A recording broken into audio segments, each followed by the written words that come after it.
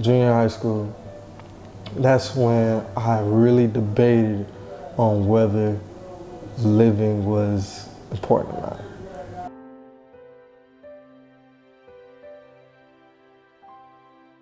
I've only told my mom.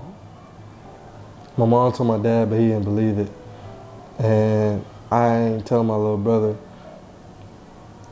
Basically, my junior year, I did attempt. The stuff I went through mentally is not something that everyday child goes through. It was a time where my mom and pops were dealing with things to where they were out of my life, not by choice. My mom medically, and my dad was, he went to prison, so he was out of my life, and so I was by myself.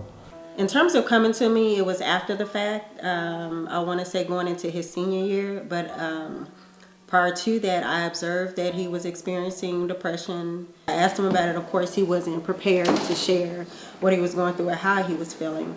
But as a mother, I took heed in terms of trying to ensure that I continued to show that I loved him.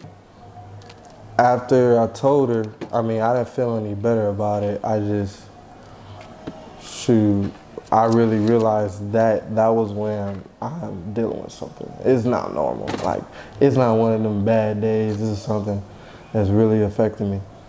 And that's why it gotta be depression. So fears for me in regard to Courtney and the concept of establishing healthy mental health was that I didn't want Courtney to commit suicide or do anything crazy to cause harm to himself. I didn't feel that he would cause harm to others, but it was important that he knew that he matters. A lot of what we see is just a lot of stigma and shame around saying, hey, I have depression, or I have anxiety, or I'm bipolar, or I have bipolar. So it's just a lot of stigma and shame around having mental health issues. In the male side, it's like they tell you, quit whining, shut up, or we don't need a therapist. You don't need to go see a therapist. It's not something we talk about. Being vulnerable and being emotional is a weakness, or is seen as a weakness in the Black community. And so when you try to tell your parents, they don't necessarily notice it until, you're gone. They did have hardship in the household because, on one side they had somebody saying, say how you feel and speak your mind, and then another side they were shut down. While I was working to provide, that created an absence, right? And so it was important that Courtney knew, even though that I wasn't there physically, that he had a support system there. And that's why I say where communication comes in, I couldn't tell him enough that I love him. I couldn't tell him enough that I believed in him.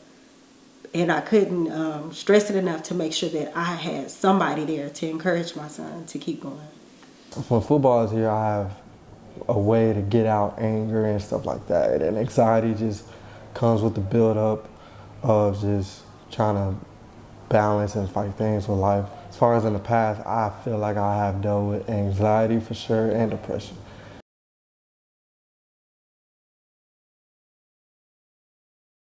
So, as a tradition on campus, when you're a freshman, you come over here and right next to it, and you get on your knees and you pray to God. It's the first thing you do when you come here.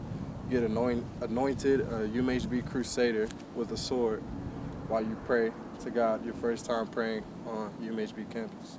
We have chapel every Wednesday. It's a class you take, and every Wednesday I go to chapel and I hear something that gets me through the week, every week. I wasn't as close with God before I got here. I would say, looking back, I'm glad I did come here.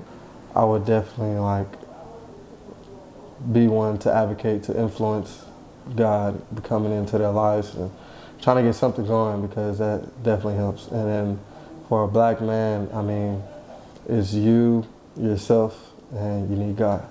there should be no shame around seeking help or stating that you need help. And part of us changing the narrative for Black people and mental health is with the language that we speak. We have to stop saying that Black people don't do therapy, Black people don't commit suicide, Black people don't do this, don't do that, because we do. Black people die every day by suicide.